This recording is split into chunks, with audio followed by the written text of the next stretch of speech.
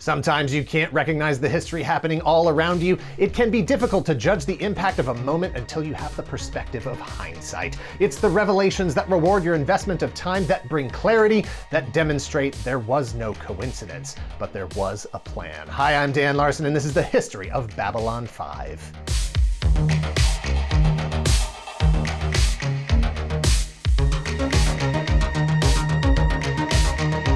This is not a comprehensive guide to Babylon 5. We are intentionally leaving out a lot. There's so much information regarding the mythology in particular that would make this video longer than an episode of the series itself. Trust me when I say that they had a bigger budget than we do. Babylon 5 is a live-action TV series that ran 5 seasons from May of 1993 to November of 1998. Created, written, produced, birthed, developed, managed, shepherded, protected, conceived, nurtured by J. Michael Straczynski. A defining work in a career filled with defining works. It's the year 2257, nearly a decade since the end of an intergalactic war between the Earth Alliance and the Minbari Federation. Calling it a war is being generous. It was more like a slaughter, with the Minbari laughably overpowering the humans at every turn to the point of near extinction. But for some reason, the Minbari surrendered at the last minute, marking the dawn of a new age of cooperation between the two species, with diplomatic efforts to be focused on a space station locked in orbit above the planet Epsilon 3. That station is Babylon 5, fifth in a series of attempts by humankind to create and maintain a neutral site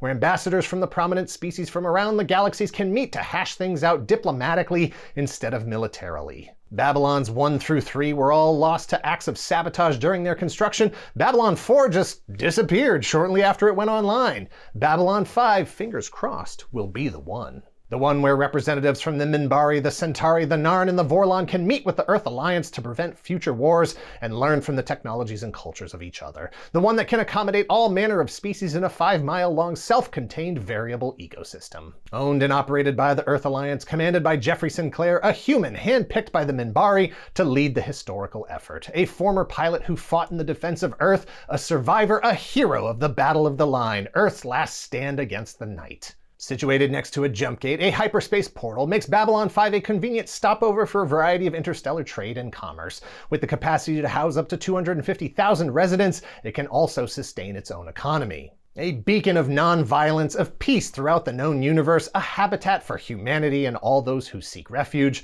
With the force to defend herself but the will to seek better solutions, this is Babylon 5. Babylon 5 was a project long in development by creator J. Michael Straczynski, a television creator and writer with a portfolio brimming with pop culture influence. He worked on shows like He-Man and the Masters of the Universe, She-Ra, Princess of Power, Jace and the Wheeled Warriors, The Real Ghostbusters, Jake and the Fat Man. From 1987 to 1988, he was the head writer for Captain Power and the Soldiers of the Future, where he began to play with longer format storytelling, actively planting seeds for concepts that would pay off further down the road, something he admitted was a delicate thing to juggle. Narrative television scripts at the time, especially for shows geared to children, were generally self-contained within each episode. Arcs that took place over multiple episodes were reserved for season finales or special events like the 5-episode G.I. Joe movies. Asking an audience to commit to every episode or potentially miss an important series plot point was rare. Even primetime dramas were only planned at best a few episodes ahead of what was actively airing,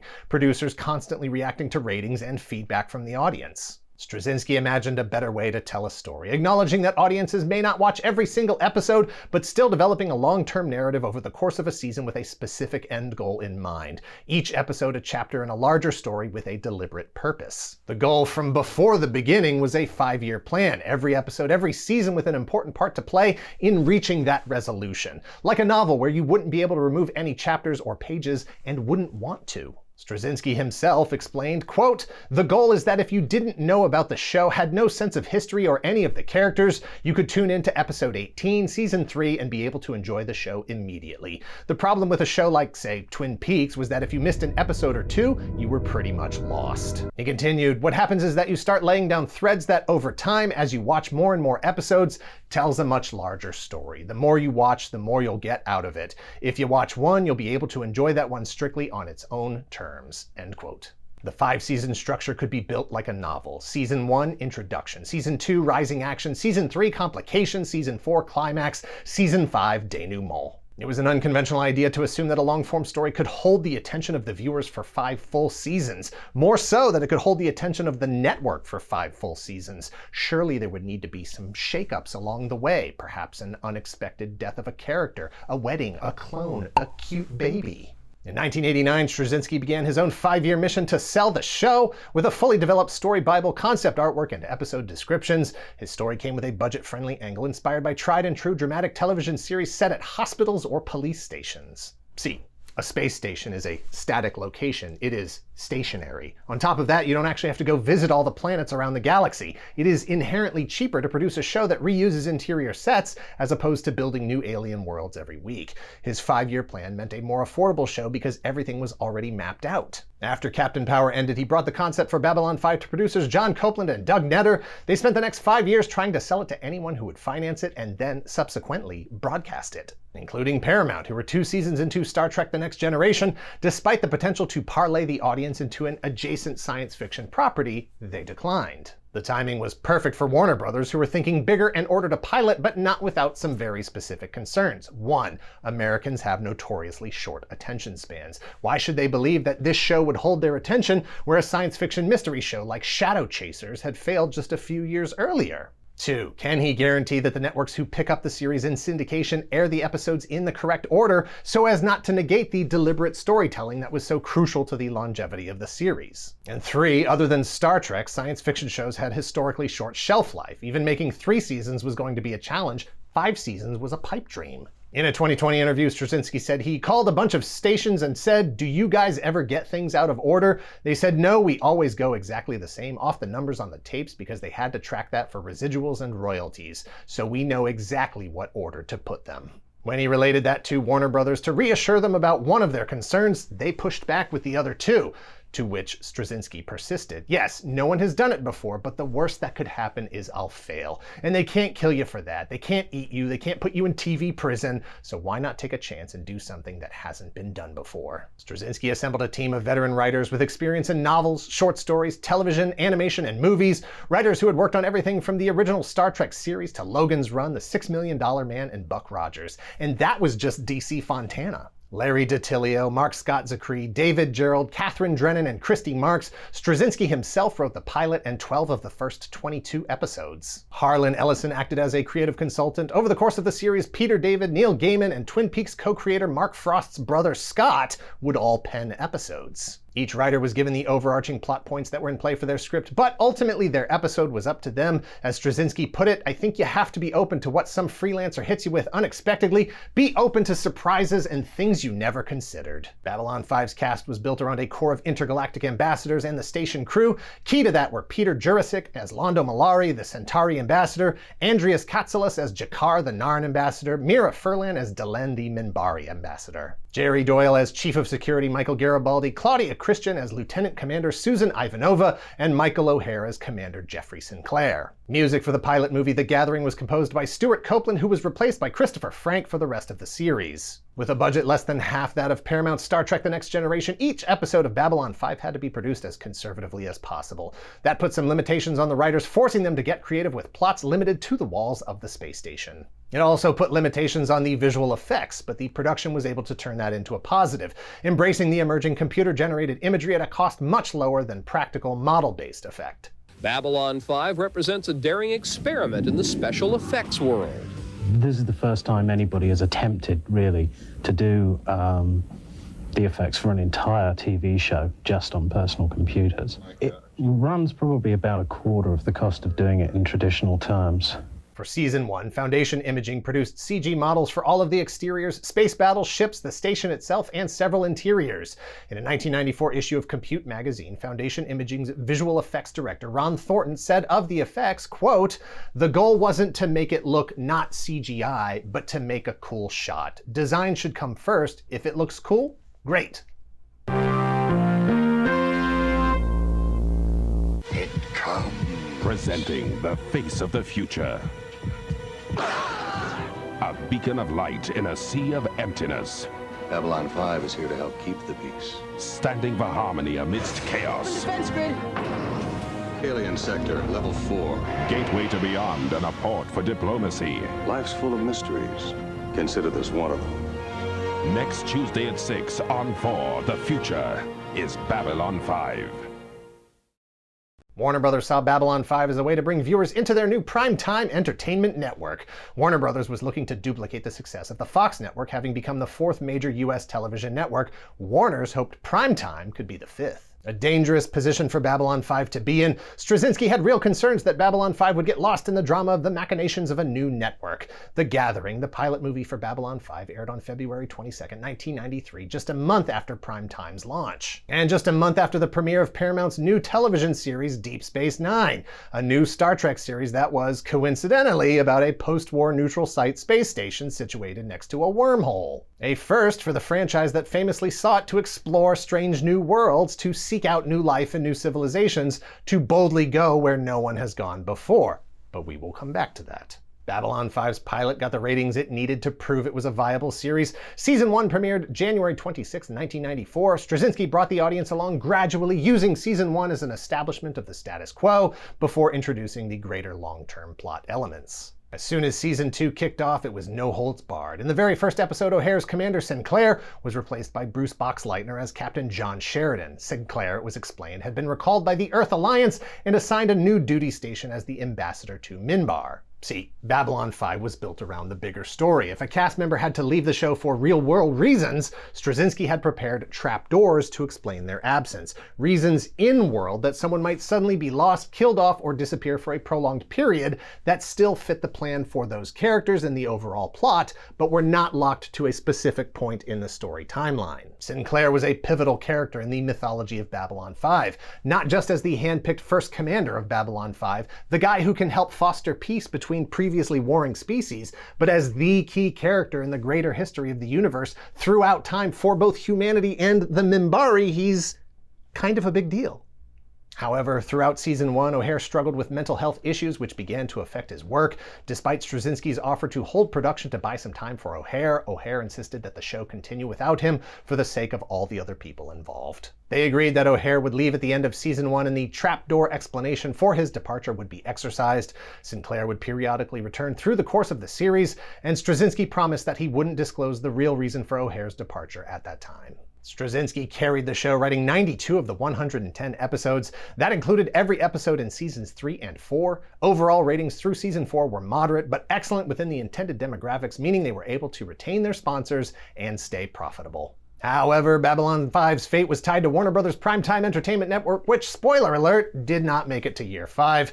Without a network to host the show was essentially canceled. The final episode of Season 4, called The Deconstruction of Falling Stars, aired October 27, 1997, but it was not the intended series finale. On the verge of extinction, staring into the abyss of the night, the production was suddenly saved by Ted Turner. Or rather, his network, TNT, who picked up the rights to air all 4 seasons and ordered 2 movies to supplement the existing story. On top of that, they added a 5th season of 22 more episodes to the order, allowing Straczynski to finish the show the way he had originally intended. The ending of Season 4 was restructured on the fly to set up Season 5.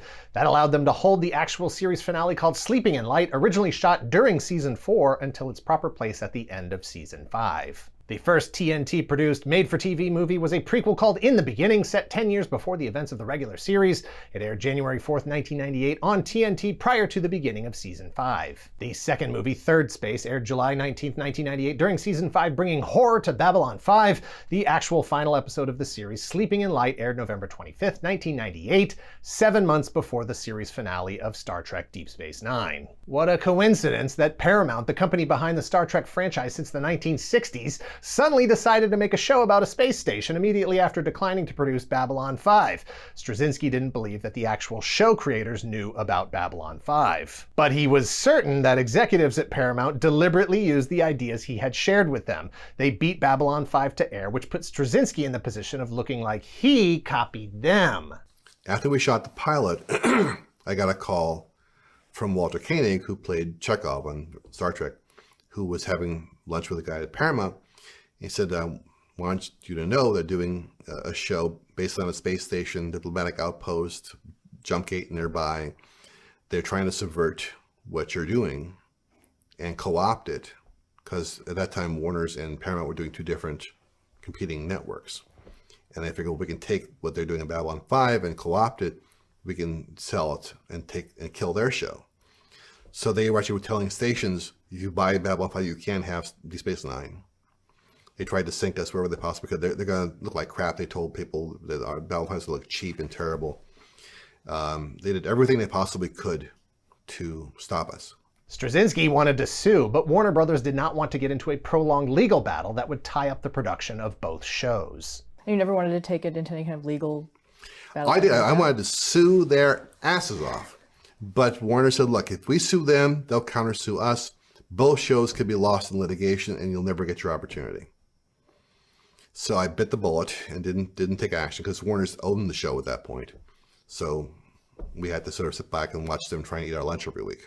In an attempt to cool the fires of the fandoms, Majel Barrett, wife of the late Gene Roddenberry, creator of Star Trek, made a guest appearance on Babylon 5 during Season 3 in 1996. In the episode Point of No Return, written by Straczynski, she plays Lady Morella, a literal goodwill ambassador. Babylon 5 was supported by a line of action figures produced by Warner Brothers, distributed by Exclusive Premiere, 2 series of figures, 1 roughly 5-inch scale packed with Micro Machine style ships, a 2nd series of limited edition deluxe collector figures with cloth outfits. Galoob made actual Micro Machines, Revell made model kits, there were Babylon 5 keychains, stamp sets, trading cards, a collectible card game, and Halloween costumes. Where some franchises may indulge in maximizing the brand's potential across media with loose guidelines for the creators, Straczynski managed to maintain a consistent universe throughout the novels and many of the comics that were produced. He composed many of the outlines the novels were based on and contributed to many of the DC Comics. Issues 1 through 8 are certified canon. 3 more movies aired after the series finale. The River of Souls and A Call to Arms aired in November of 1998 and January of 1999, respectively. They act as a bridge to the spin-off series Crusade, which began airing in June of 1999. One final made-for-TV movie aired 3 years later in January of 2002 and was a prospective pilot for a new series. Having never been picked up, it stands as the end of Babylon 5's original run. But there's still hope for the very near future of Babylon 5. A reboot series called Babylon 5 is currently in development for the CW, with Straczynski returning as showrunner and writing the pilot. Announced in September of 2021, Warner Brothers is hoping the old magic can be reproduced for a new generation because it is a reboot, not a continuation. Why reboot? Well, as Straczynski explains, he's a better writer, visual effects technology has come a long way, and unfortunately, several of the core cast members are no longer with us. Richard Biggs, Andreas Katsulas, Jeff Conaway, Michael O'Hare, Jerry Doyle, Stephen Furst, and Mira Furlan have all passed since the end of the original series. It would be virtually impossible to pick up where the original series left off without exercising a lot of trapdoors. That said, there's no guarantee when or if the reboot series will happen. In February of 2022, the list of pilots the CW picked up did not include Babylon 5. Straczynski assured fans that CW President Mark Pedowitz had already confirmed his support for the series. A hollow gesture at this point, because in May of 2022, the CW canceled a bunch of shows ahead of the network being purchased in August by Nexstar Media Group. That was followed by a bunch of firings, a bunch of resignations, including the previously mentioned president, Mark Pedowitz, and a stated goal by Nexstar to bring the CW to profitability by 2025. In November of 2022, Straczynski reassured fans via Twitter that no definitive decision had been made regarding the future of the reboot.